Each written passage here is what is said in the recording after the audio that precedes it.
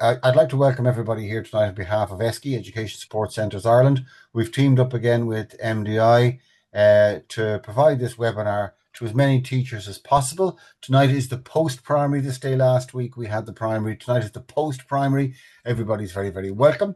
As I said, we're delighted to be associated with MDI, and I can only praise the team here on screen this evening who are going to deliver for you. They, like yourselves, have given up a very sunny evening to do our bit, and I'd like to thank them sincerely for that.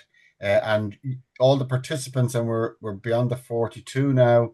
Thank you also for your commitment to the young people we're helping in our schools. And as I say, as chair of ESCI Ultra Mahuna, I'm delighted to be associated with such a wonderful group and a wonderful event. Sinead, am going to take off my camera and my sound, but I'm here in the background, lest there be any need, don't worry. And to let all our attendees know, this is being recorded, but because it's a webinar, no need to worry. Nobody else's face other than those on screen are being shown. Nobody else's name other than those on screen are being shown. So you're all very welcome. Gonardi on Taliv. Thank you very much, Alton, and good evening, everyone. Thank you for joining us tonight on this lovely sunny evening. And thank you for giving up your time this evening. My name is Sinead Glennon, and I'm a member of the Muscular Dystrophy Ireland youth team. So the aim of this evening's webinar is to give some information, insight on supporting a young person with muscular dystrophy or a related neuromuscular condition through their secondary school journey. If you have any questions at any point during the presentations, please feel free to pop them into the chat and we will get to them then at the end. So we have a fantastic lineup of speakers tonight, all of whom we'll introduce in a few minutes. But first of all, myself and my colleague Una just want to give a little information on what muscular dystrophy is and a little background onto the services that we provide. So just the next slide there. Okay, so what is muscular dystrophy or a related neuromuscular condition? So muscular dystrophies are a group of rare conditions that gradually cause muscles to weaken over time. They may also be referred to as neuromuscular conditions. These conditions may be inherited and are caused by changes or mutations in the genes which are responsible for the structure and function of our muscles. Muscular dystrophies and related neuromuscular conditions can and may be progressive. I'm now going to pass you on to my colleague Una, who's going to provide you with a little more information on the background of muscular dystrophy and some of the services that we provide. Thank you, Sinead.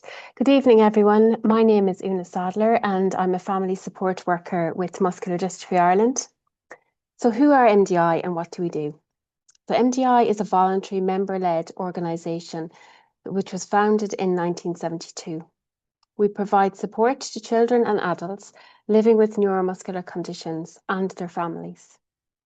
Our vision is for people with muscular dystrophy and related neuromuscular conditions to be able to live in a society where they can participate fully and reach their potential. We provide information and support through a range of services. We advocate for these services and entitlements for our members. We strive to educate and inform society about neuromuscular conditions. We support researchers and clinicians to carry out quality research into neuromuscular conditions. So some of the services that MDI provide are the following. We have a National Family and Youth Support Service, National Information and Advocacy Support Line, the National Condition Specific Information and Learning Events. We have our national conference, which is held in Crow Park on November 21st. We have Connecting In with Others programme, Physical Activity and Wellbeing programmes. We have our Schools Awareness programme, which this webinar is part of, the Clinic and Liaison Service, Counselling and Psychological Support Services, Personal Assistance Services, which is short term, the Assistive Technology Guidance Programme. We have our Independent Living Skills Programme, and also the transport and loan equipment service. We also have a home from home apartment, which is in Chapel Lizard in Dublin, and it consists of four bedrooms and an accessible accommodation service. The National Advocacy Service, and also our research and fundraising departments.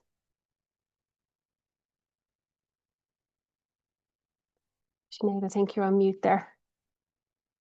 Okay. I think at this stage I'd know about the mute button. Thanks, Una. Just a little introduction to tonight's speakers. So Sinead Glennon and Una, you've met us there now from Muscular Dystrophy Ireland. First up this evening then we will have Conor Macaulay, who's a disability advocate and content creator. We will then hear from Maeve O'Hanlon, Senior Neuromuscular Physiotherapist. We will then have Danielle Furlong, who's a Senior Occupational Therapist in Neuromuscular Conditions. And then we will hear from Dr. Laura Gallagher, who's a consultant clinical neuropsychologist. So first of all, we would just like to welcome Conor.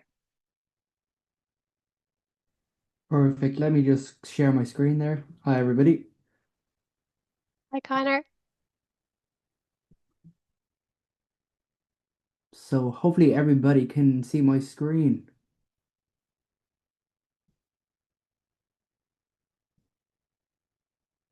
Can anybody see that screen? Yeah, we can see it, Conor. That's Yep. no problem at all. Good man. Perfect. That's brilliant to hear. So yeah, I hope everybody is doing well, and thanks so much for taking your time out of the evening, especially with the sun. You know, it's very rare we get a bit of sun in Ireland, so yeah, it's nice for everybody to be here. So I will be speaking as a young adult living with a neuromuscular condition. So I'll be giving guidance on what they think, well, I think because I do have a neuromuscular condition, is supportive and inclusive. My name is Conor Macaulay, disability advocate and content creator. You can add me up on social media if you want. I tend to post content on there. So if you want to add me on Instagram for less professional connection, you can add me there. Or if you want to connect on a professional basis, my LinkedIn is there as well. So what will I be talking about today? Well, my introduction, I should really go into that first. So my introduction, so who am I? Well, I am Conor Macaulay, as I've mentioned. I'm a 24-year-old now, disability advocate and content creator. I'm living with a neuromuscular condition called Duchenne muscular dystrophy. Through my work as both an advocate and a creator, I use social media to share my story and raise awareness about my condition, as well as the wider challenges people face in the disability community. I'm passionate about using my platform to challenge stereotypes and promote better understanding of disability in day-to-day life. Beyond content creation, I've been actively involved in media, youth and policy work, representing Ireland at inclusion events across Europe.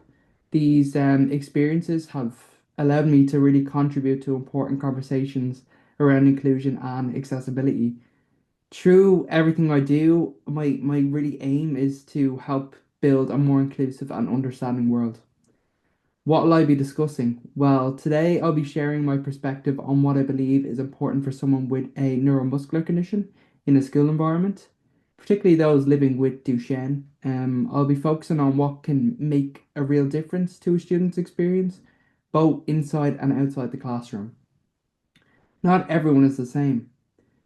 Well, I've been fortunate in how my condition has progressed, but it's important to recognize that everyone's experience is different. People with neuromuscular conditions can experience progression at very different stages and in very different ways.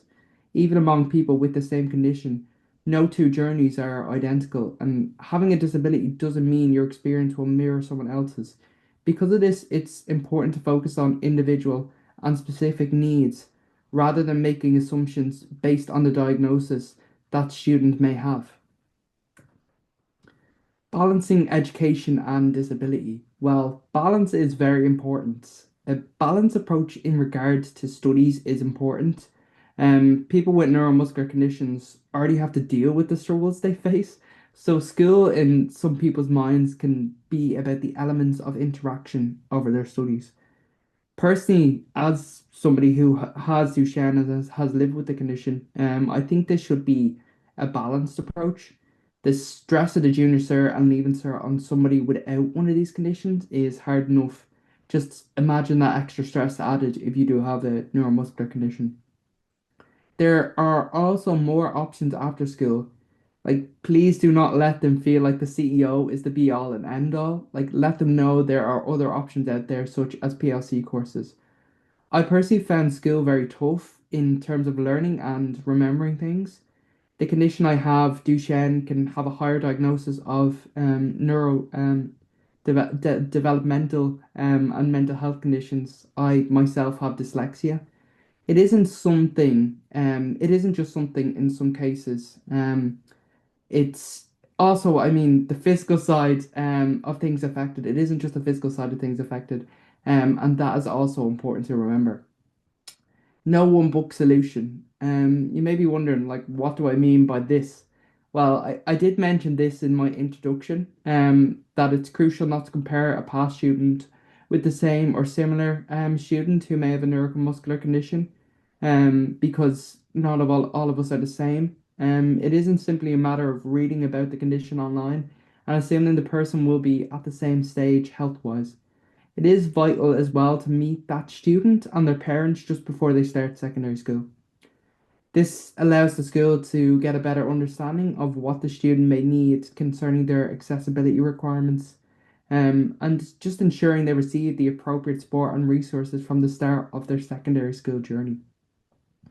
It can be stressful having to go back and forth through a school day for changes that need to be made, that could have already been made, or have been put in place in the first place.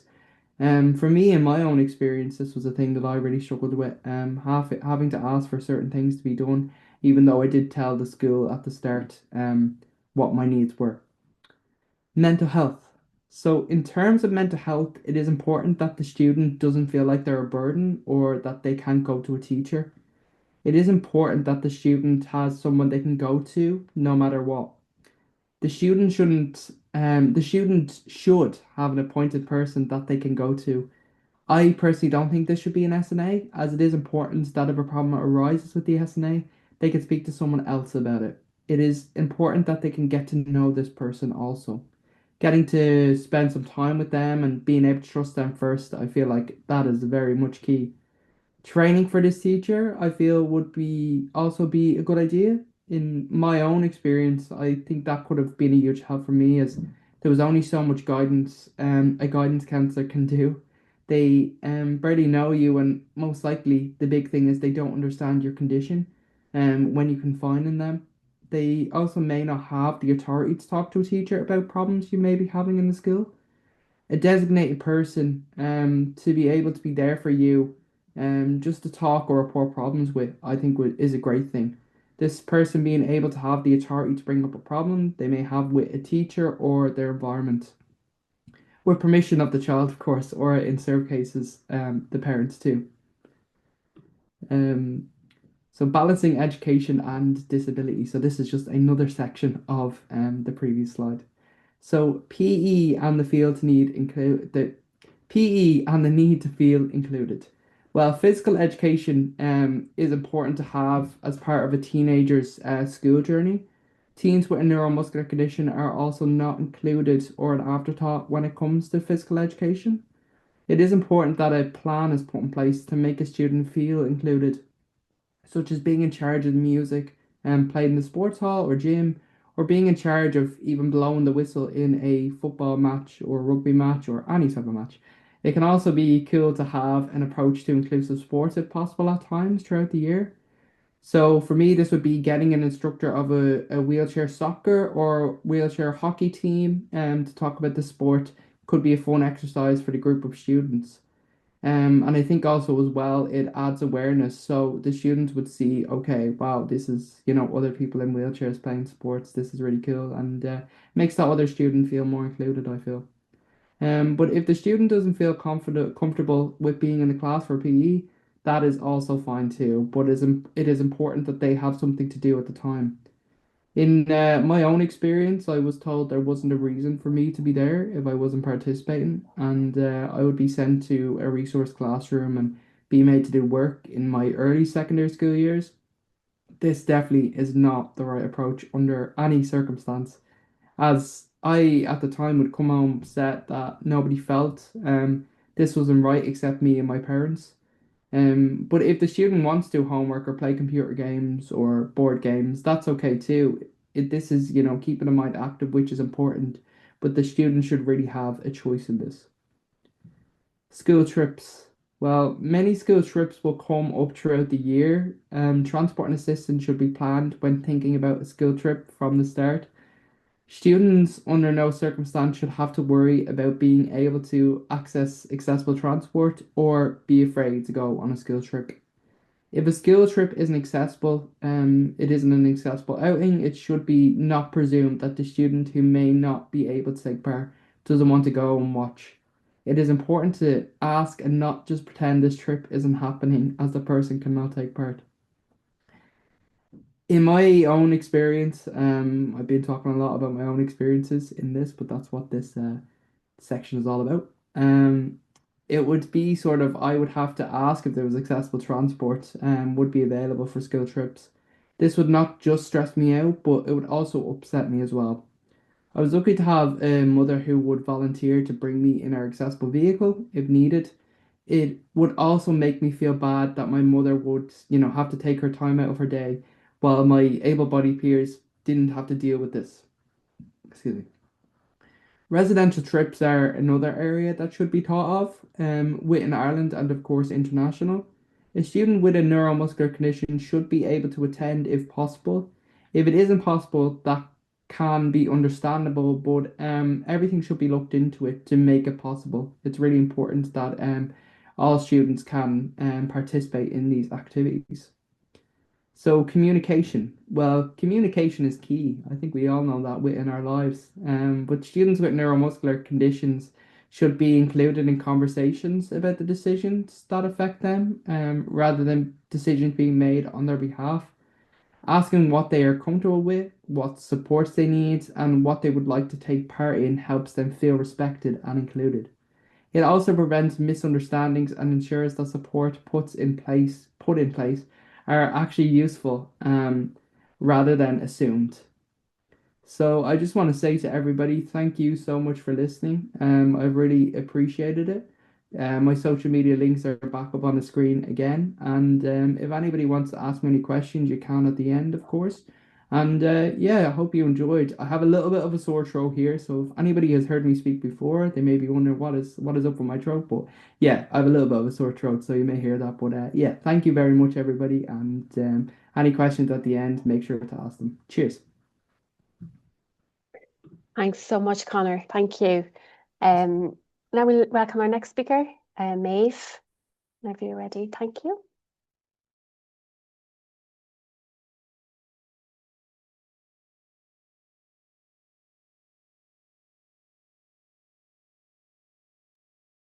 Okay, so I'm just checking that you guys can see my screen. Yeah. Yeah, perfect, thanks. Yeah. Okay, so hi everyone, my name is Maeve. I'm a physio for the CHI Neuromuscular service. So I'm going to give you a brief summary of physio and our role within the neuromuscular population. I'm also aiming to focus on secondary school and things that might be a barrier for a child with a neuromuscular condition from a physio's perspective, and then to provide some suggestions on how to address these. So physiotherapy for the neuromuscular service is in Tala and also the CRC. So we're part of an MDT that looks after children with neuromuscular conditions. There's other disciplines include like neurology, OT, psychology, nursing, cardiology, respiratory, orthopedics, etc. The physio service for the neuromuscular team enables families to access support from specialist physiotherapy at their clinic appointments and also to provide some one-on-one follow-up if needed. We provide support to the child, their families, and the local therapists on the teams who see the kids on a more frequent basis. We monitor a child's function and aim to help advise and support them with any physical concerns or issues. And we give advice on exercises, things to do, things not to do. And we provide advice on participation in activities in certain environments and give recommendations as well on kind of like what equipment they might need. We then link in with the local therapist to help them problem solve and discuss any recommendations, any advice, or any plans that have been given. That's a really brief account of what physio as part of the neuromuscular service entails. And then the local physios who work in the community in primary care, they're on the primary care teams or the Children's Disability Network teams. So they usually would just have a few children on their caseload who would have a neuromuscular condition, sometimes even just one. They're the faces you might meet when the physio or OTs do a school visit, and they're the ones that you would be in contact with over the phones and the emails. These local therapists would link with us in the neuromuscular clinic for any recommendations and feedback from the clinic, but also for any advice or support to help them in their management of any children on their caseload with a neuromuscular condition. So neuromuscular conditions covers a broad range of conditions, and therefore a spectrum of abilities. And I guess the one thing that's in common with all of them, although on different levels, is they all present with weakness and physical fatigue. And then there's a spectrum of other symptoms, of course. There are those with a high degree of needs who might be in a powered wheelchair by the time they come to secondary school, and they'll need a lot of adaptations and assistance. There are those who walk but might intermittently require a manual wheelchair or a walker and need help for some activities or in certain environments. And then there are those who are ambulant, and often where their condition might seem more hidden, so they might be left to kind of navigate things a bit more unless they're asking for help. They still have fatigue and weakness, and situations such as going up and down, say, stairs, or getting up and down off of a toilet, or even carrying a heavy school bag at the end of the day can be a lot more difficult, and they might require help at those times of days, but not always. There are strategies that can be put in place to make it easier for all children with a neuromuscular condition and relative to their needs. And I'll mention some of these on the next few slides. Sorry. So what are some of the differences or barriers for children with neuromuscular conditions in the secondary school environment? There's an increased physical demand in secondary school between the size of the buildings, the longer distances between the classrooms and through the yards, and also the frequency of moving between the classrooms throughout the day, as well as bigger and busier corridors, locker rooms being new, etc.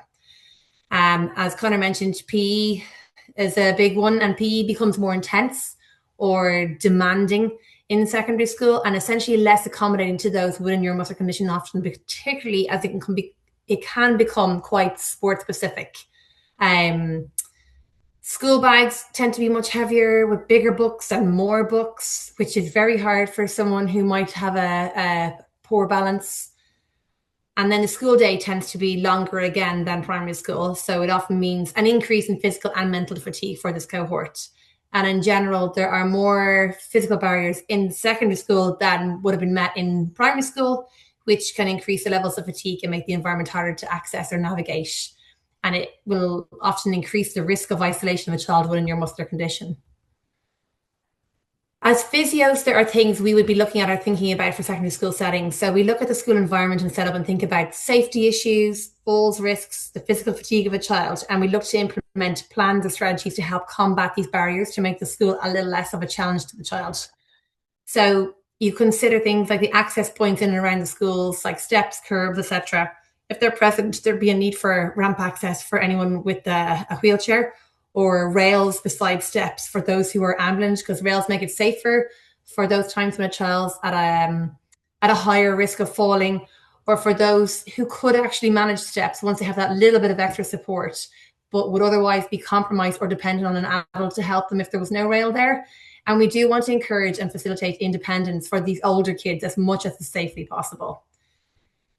Then similarly, like when you're looking at the likes of stairs in the school setting, for anyone who struggles with fatigue on the stairs at any time of the day, or if they're a child with a high risk of falls, then at the very minimum, they should have supervision on the stairs, particularly in that second half of the day when they're tiring. In general, access to lifts, if they're in the school or getting one put into a school, is really important for this population. And whether that access is via lift passes or access to someone with a lift pass. And naturally, it applies to someone who's in a wheelchair, but also to someone who might manage on the stairs, but are a really high safety or falls risk, particularly when they're tired. There's a lot of movement between classrooms and areas of the school and secondary school. And we kind of need to think about the distance between those classrooms and the busyness of the corridors and the busyness of the schoolyards. So some strategies that can be implemented, such as a child with a neuromuscular condition being let out of class a few minutes early to have time to get to their next classroom, to the lockers, to the yard, to basically avoid busy corridors and therefore reduce their physical stress and demand and the falls risk. Or even in some cases, we've seen it before, where schedules might be organised attempting to ensure that the child with a neuromuscular condition has their classrooms located a little closer together, just to help reduce the distance they have to travel throughout the school day. Another one to consider for secondary school is lockers. The ideal position of a locker in a locker room or a corridor is one at hip or waist height, so that you're not having to reach up overhead or squat down to a locker.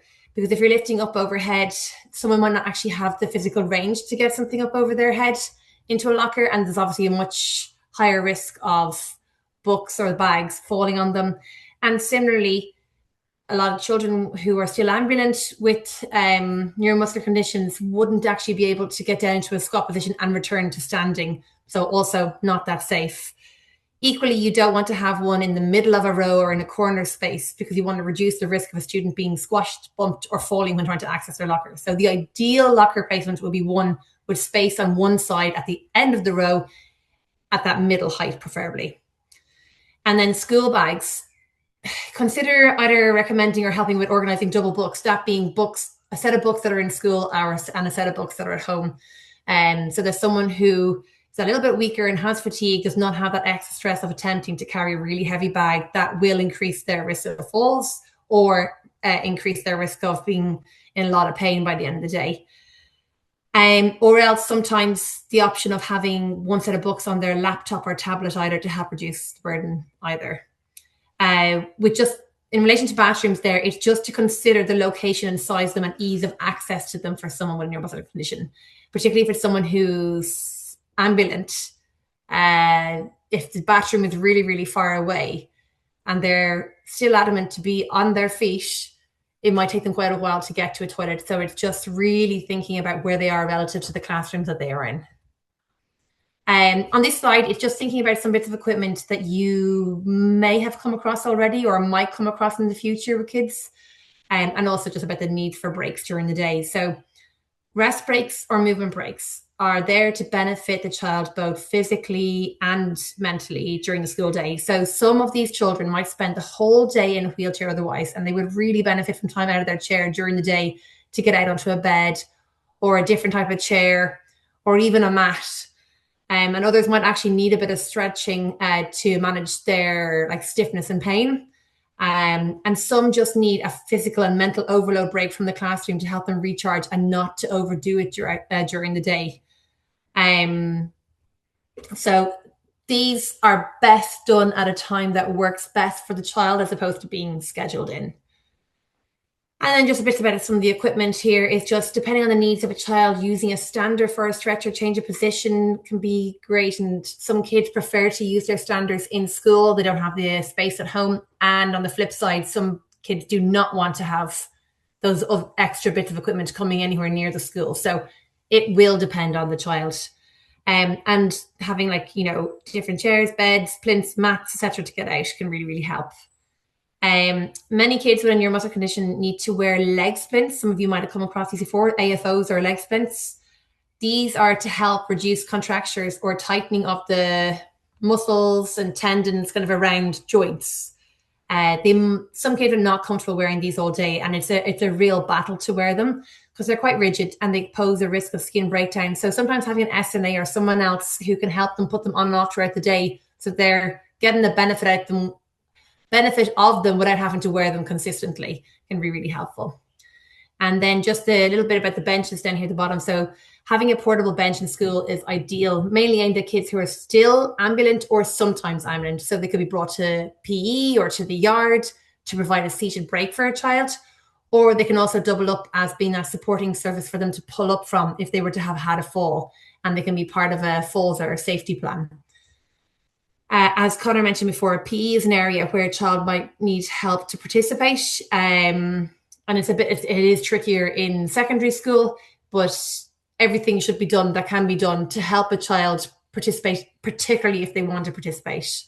So it might be adapting the exercises or program to allow them to participate, or it might mean when everyone else is running around a field that someone might end up doing some skills practice instead, or even doing a completely separate exercise program during PE time, as opposed to just opting out completely or being left out completely.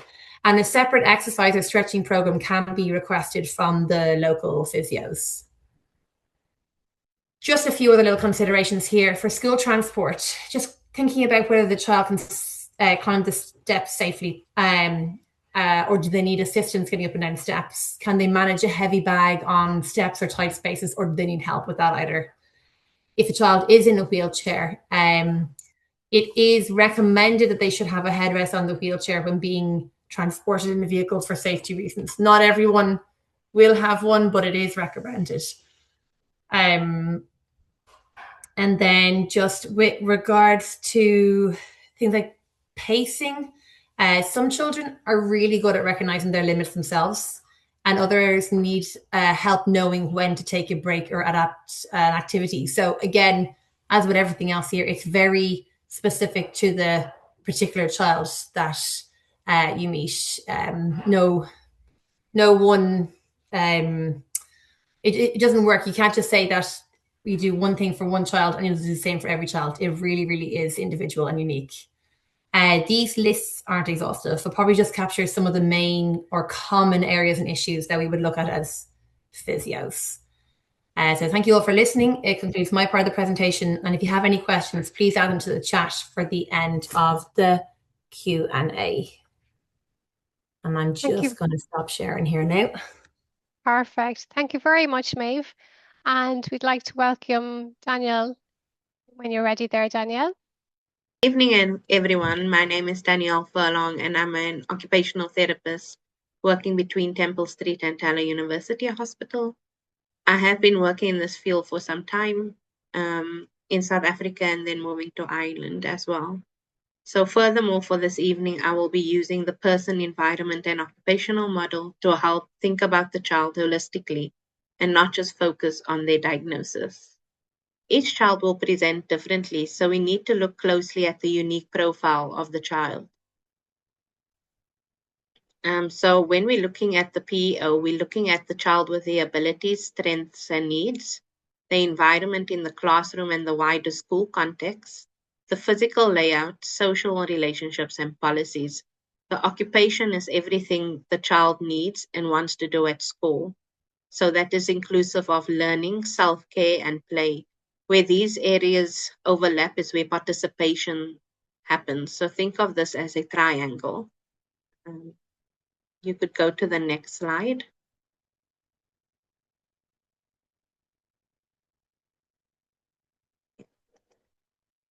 So each child will present differently, like I said, so we need to look closely at the unique profile. So physically, they may experience muscle weakness, fatigue, and fine motor difficulties.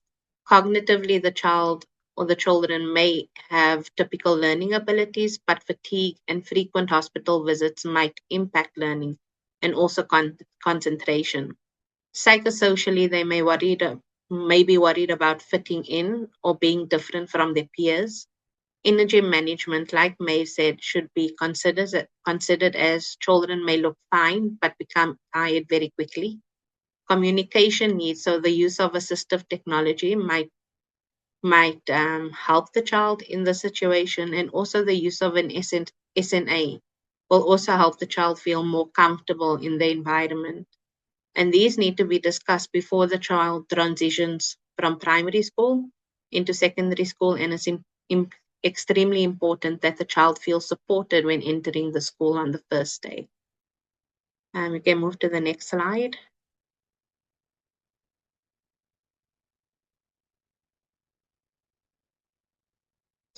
So what we need to think about is what are the emergency procedures for evacuating pupils with impaired mobility or wheelchair users?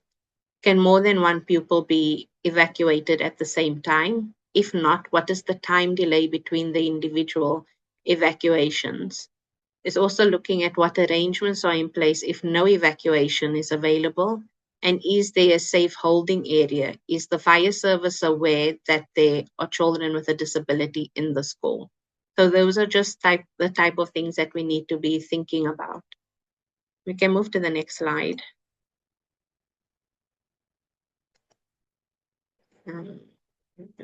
So the environment. So when we're looking at the environment, this can either support or create barriers to participation. Physically, the classrooms and playgrounds need to be adapted. Things like ramp, supportive seating, and an accessible toilet, to name a few, can make a huge difference as the child will be more independent. Socially, children need understanding peers and teachers who promote inclusion. Sometimes we would use a system called the buddy system that has been proven to work well. Looking at the overall school, the policies around attendance, policies around uniforms, such as wearing maybe more comfortable clothing throughout the school day so it can make it easier for toileting purposes. And then also making sure that the emergencies and safety is considered and the child is safe and supported within the school. This also requires future planning as the child will get older, and as the supports will increase, and this needs to be in place. So usually what we would recommend is that the school visit should be completed ahead of time with the parents and the local team to see what adaptations need to be put in place, and also applying for funding regarding the adaptation. So normally we would say think long term instead of the here and the now. Can move to the next slide. So when we're speaking of the environment, the adaptations to the school, like I spoke about, it is vital to take a longer term view and think about the academic year ahead or even over the next 5 years, and having those things in preparation for the child. And overall, for the time the student is in education should be given. Preparation ahead of the meetings can greatly reduce anxiety for all involved. And then the key questions we need to ask ourselves is, what do we need? When do we need it? How do we get it? And who provides the funding for this? Where do we go for advice? And what will be needed in the next setting? Can move to the next slide.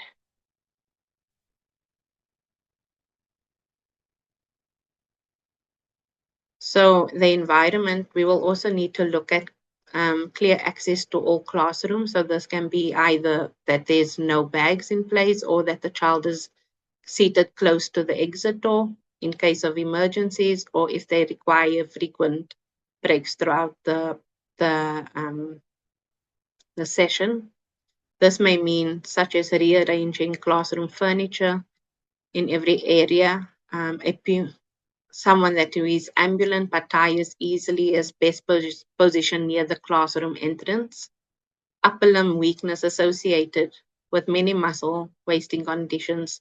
So it's essential that the child has access to a table or a height adjustable table, and that the heights are correct.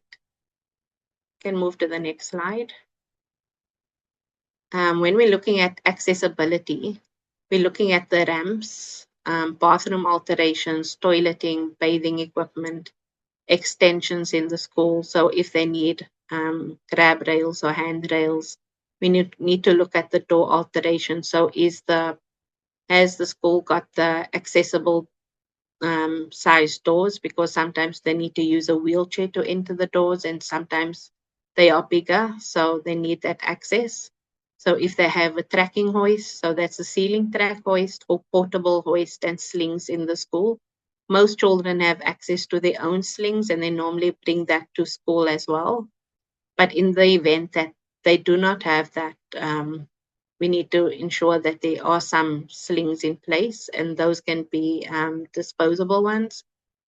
We're looking at lifts, then height adjustable tables.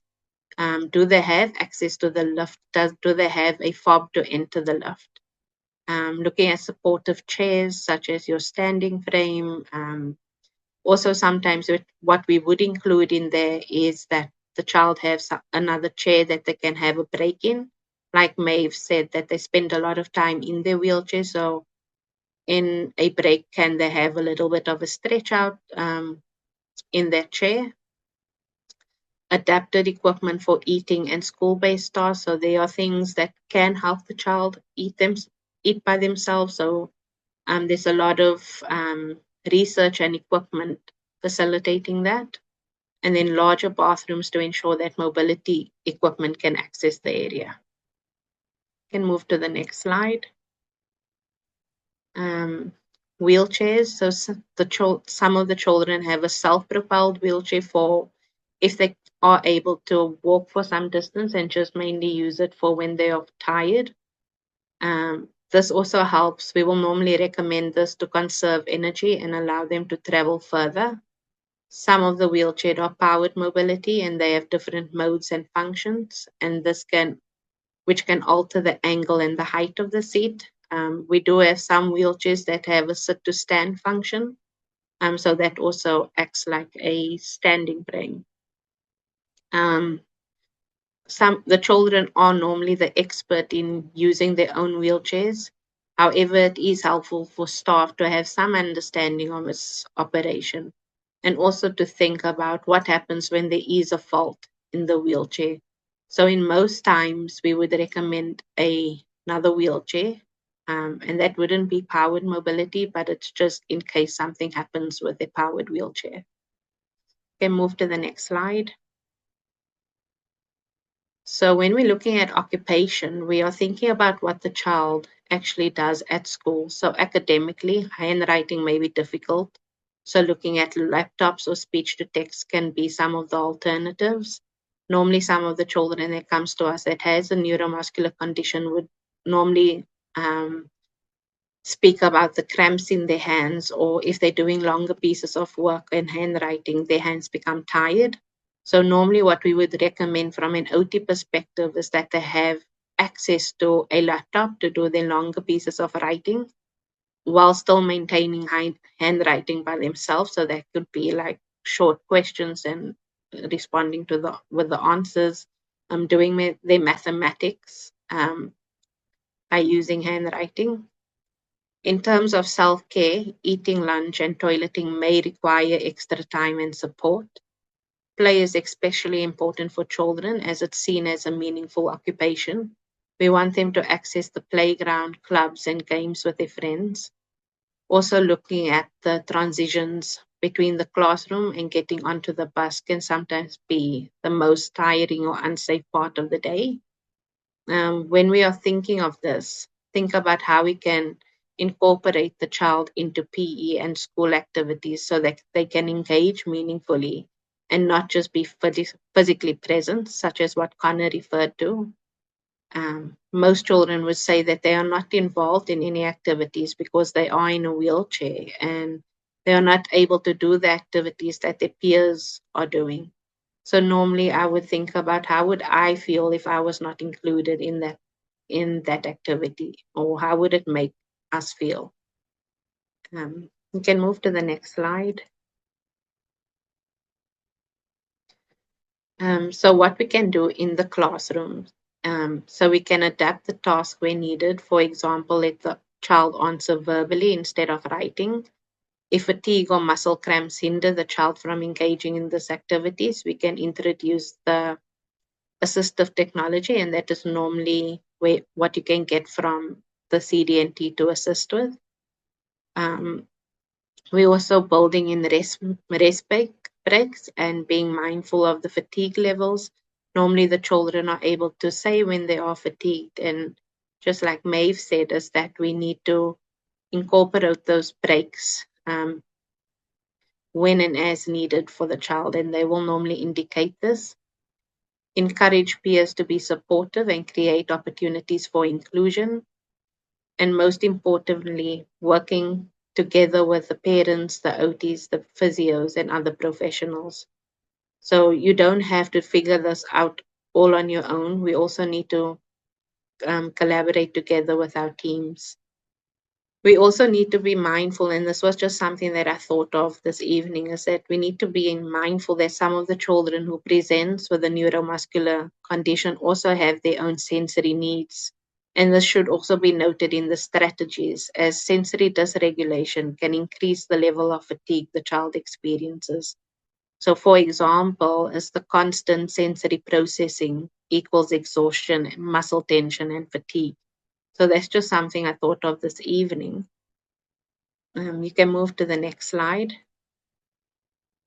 So practical strategies for the teachers. So like I said, collaborate with the parents as they know the child best. Your local CDNT will be able to provide recommendations and develop a plan, or like I would say, an action-ready plan.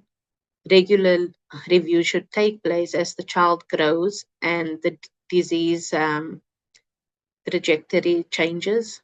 Transitioning to secondary school is big, and this will require a whole team approach and will roughly take a year to start the preparation so that the child feels included on the first day and they feel that the school is prepared for when they enter the school on the first day. Everything from accessible toilets, ramps, lift access needs to be put in place before the child starts and not when the child is already in the school. Okay, move to the next slide. So the main message that we are focusing is not only on the condition, we are supporting the whole child with small, thoughtful adjustments. With children with the neuromuscular condition, they can participate fully in school life. And lastly, collaboration is vital for inclusion, participation, and success. Thank you very much. Sorry about all the IT situation. No problem, Danielle. Thank you very much. And thank you, Tanya, for sharing. So our next speaker and our final speaker tonight is Dr. Laura Gallagher. So welcome, Laura. Thanks very much, Una. Hope that's sharing okay there. So as Una and Sinead mentioned earlier, I'm a psychologist, and as part of my training, I've worked in lots of areas of psychology, but my passion has always been working with children with physical needs. And in particular, I advocate for paediatric psychology service for children with neuromuscular conditions. We've talked quite a lot this evening about the transition to secondary school, and that's no surprise because that time of moving to secondary school is a really important milestone on the journey to adulthood. And for any young person, it can be a challenging time for them and for their family.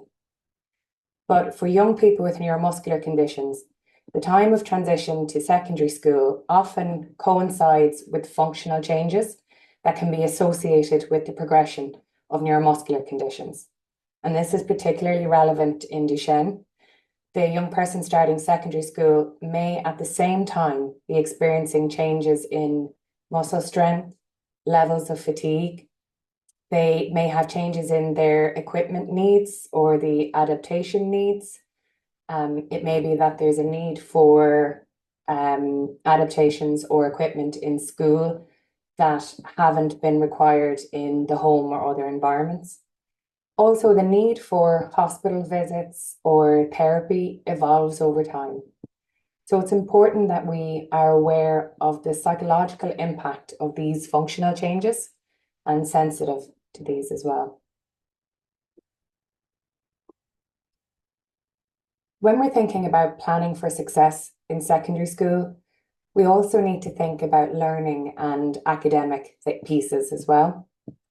So we have touched on, and I think Connor explained it very well at the start, that learning needs can be experienced by young people with neuromuscular conditions. And while we have some growing research in this area, the most important thing that we can expect when we're thinking about how to support the learning needs of a young person with a neuromuscular condition is to expect that these will be individual needs. One thing that's really important for physical disability and specifically neuromuscular conditions is we need to expect that there is a varied cognitive profile. So you may all be used to seeing psychology reports come in and talk about measures like the WISC or the WACE, and we'll often then talk about overall cognitive ability or the full scale IQ.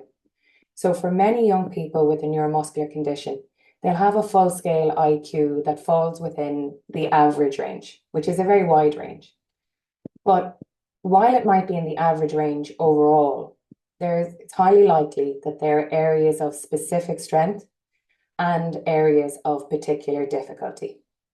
And while these difficulties may be associated with motor factors, it isn't simply the motor factors that we need to be thinking about when we do the assessment or when we're applying the information from the assessment in school. So really what this highlights is how important it is to assess all of the cognitive profile of the young person with a neuromuscular condition, paying close attention to those areas of strength that we can capitalize on, and noticing the areas of specific challenge. And that in order to do that, we really have to look beyond overall cognitive ability. As I said, the research in the area is growing, but it isn't as in-depth as we would like it to be. But what we do know, particularly in relation to Duchenne muscular dystrophy, is there are specific difficulties noted for many young people, particularly with executive function. So that's an umbrella term for these higher order cognitive processes, like planning, being flexible in your thinking and flexible in your response, being able to hold your attention and shift your attention, and then working memory. So that's the short-term memory for information that the brain is using at the moment. So during a conversation or while making a decision. Of course, motor speed and fatigue are important, but even when we take away the impact of motor speed, processing speed or oral motor speed, speed of speech, speed of thinking through language information or visual information, that is something that can be experienced as slower for many young people with neuromuscular condition. What is really important is that academics rely heavily on the cognitive skills of working memory and processing speed, particularly if we think about reading comprehension. And it's why, as Conor explained, there are a higher number of neurodevelopmental difficulties, including diagnoses of dyslexia for young people with Duchenne muscular dystrophy.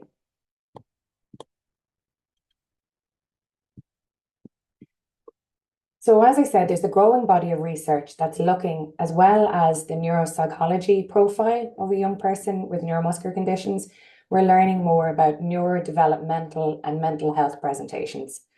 Particularly, there is more and more research that is exploring these presentations in Duchenne muscular dystrophy and in Becker's muscular dystrophy. Recent research has found that there is, as a meta-analysis from 2022, that there is a higher rate of difficulties such as autism or social communication difficulties or diagnoses of autism. And this meta-analysis identified that the prevalence rate was 7% within D&D and Becker's. There was a higher rate of ADHD at 18% and a higher rate of anxiety and low mood, and specifically for OCD. What's really important when we're thinking about these pieces of research that tell us about prevalence rate for diagnoses is thinking about how, while that's useful for research, it doesn't really tell us an awful lot about the young person that we're working with and trying to support. And as Conor has explained to us, and I think everyone has come back to it throughout tonight's talk, is that we really need to look at the individual experience of each person that we're working with.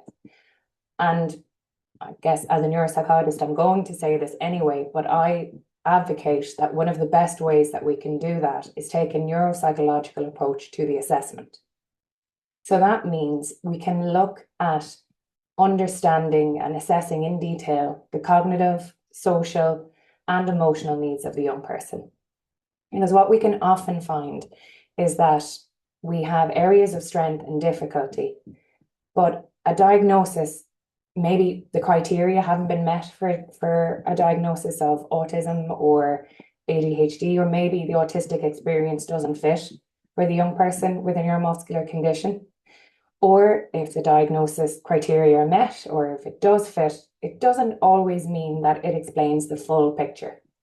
So whether a young person receives a diagnosis or not, doesn't always help to explain the types of difficulties that they experience, and often it doesn't help us explain the types of supports that are going to be useful. So with neuropsychology assessment, what we do is we start to look at the areas of ability or cognitive function that might underlie the social and emotional challenges. Particularly, we go back to executive function, looking at regulating emotions. So we might find if a young person has difficulty with regulating their emotional experience, they might react more strongly than expected. Having difficulties with regulating behavior is something that's another important executive function that can look like impulsivity, responding with the behavior that the young person doesn't mean, but that came as an impulse. And a very important piece is looking at cognitive flexibility. So that's being able to move from one way of seeing a problem to looking at it more broadly or creatively. As I mentioned before, there are particular areas of cognitive function that underlie academic challenges. So processing speed, that motor, speech, and cognitive processing, they all influence performance in exams, which is why exam settings and timed tasks can be incredibly challenging and distressing for young people with processing speed difficulties. Visual perceptual skills can be a specific area of difficulty, and it can mean that if visual perceptual needs underlie a dyslexia, then some of the typical approaches, phonological approaches, might not be very useful. So that's an example of why it can be so important to have that very detailed assessment. The other piece to think about is how education can enhance quality of life. When we think about it, this move to secondary school and the 5 or 6 years that a young person spends in secondary school, that provides a range of experiences. These are their arenas to develop their identity, try out different identities, and develop their sense of themselves, getting involved in new activities, developing friendships. When it can work well, the experience of academic learning in and of itself can be a wonderful piece of self-expression when young people learn about their talents and their abilities beyond exams. Unfortunately, sometimes the way our system works and the way we are all obligated to work within it, it can feel like secondary school education is reduced to exams and working towards exams. And it can almost feel like that is the vehicle to the destination of adulthood. And it's important that we stop and think about the experience and the journey of learning. Enjoying second level can be the main goal. Beyond thinking about exams, actually having a positive second level experience can be our goal, and that can be our expectation. It's a journey in and of itself. It's not a means to an end. And when we take that approach, we need to be creative and flexible in thinking about how to best meet educational needs. There are things that help us to work in a more flexible way. There's the reasonable accommodations, there's the DARE programme, there's an extended leaving cert. Some colleges allow a CAO application from exams completed over 2 years rather than 1 year. So there is often more flexibility out there than we might initially imagine. It's also important, if we have the opportunity to learn about a young person's profile, that we can also think about their subject choices and those other educational considerations. It's important that the young person chooses the subjects that are right for them, that they need to consider their strengths and areas of difficulty, but areas of interest, because we learn what we love. There needs to be an active planning around learning style and considering that and doing that jointly with the young person. I see that we're close to time, so I'll be a little bit quicker than I usually am. But also this piece around promoting and developing independence, I think has come through, and I hope it has come through for everyone throughout the webinar. We often think about independence in young people as learning to do things without adult help, and learning to journey home from school alone with peers, being in charge of completing your homework. But for young people with a progressive neuromuscular condition, rather than experiencing that sense of needing less adult help, they may find themselves needing more adult help. And this can be upsetting, and it can be a blow to a young person's self-image. So it's very important that we work to help a young person and their environment think about how to develop independence of thought, to allow them the opportunity and the independence of making choices. If we're not aware of that need for independence through choice, it's very easy for adults to encourage a young person to become passive. Being passive is a way of avoiding making decisions and allowing others to take control. And it's a natural response if a system feels inflexible or immovable. As a young person matures, we need to respect their right to make choices.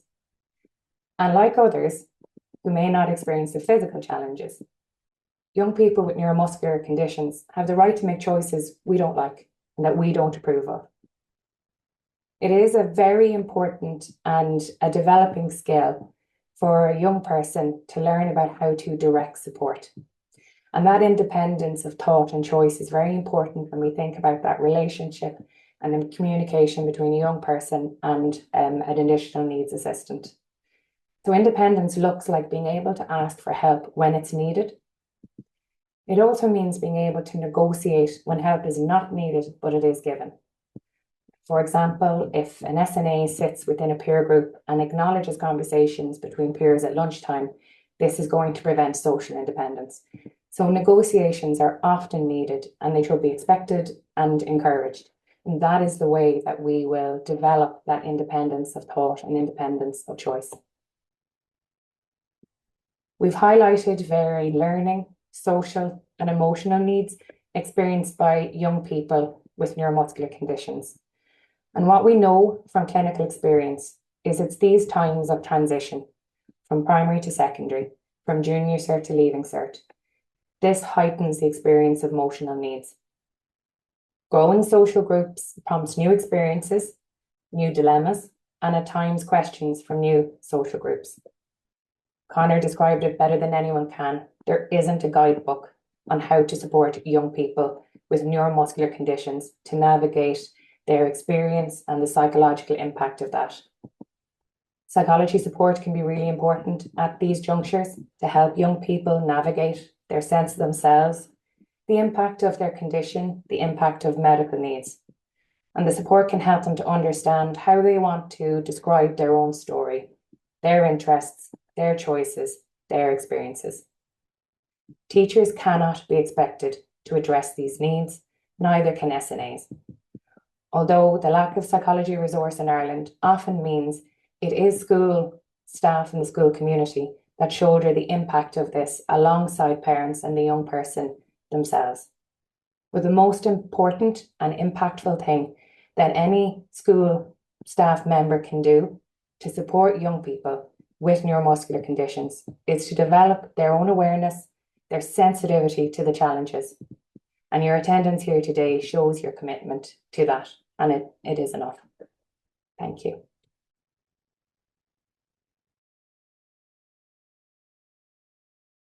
Thank you very much, Laura.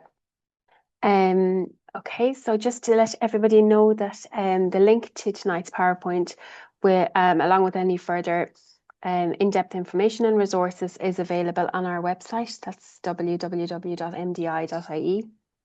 And you can also contact ourselves, any of the support workers. If you have any questions at all, we're more than happy to answer them. And if we can't, we will direct you in the direction that they can be answered. So there's a few, let me see now, there's a few comments there coming in, Connor, for yourself. And there's one question there, I think, is there going to be a cert for the workshop? Yes, I think that there is, if I'm correct, Alton. That's right, Sinead. Certs will be issued in due course. Yeah, lovely. Thanks, Alton. Yeah, there's a few little thank yous there. So if there's no further questions, there's questions in the Q&A there. If you look at the Q&A, there's a few. Okay. Separate to the chat, yeah. Yeah, there's one Thank there. you. What advice would you give homeschooling children level 3 or level 4? Again, this is more of a school setting, but if anybody would like to just make a comment on that.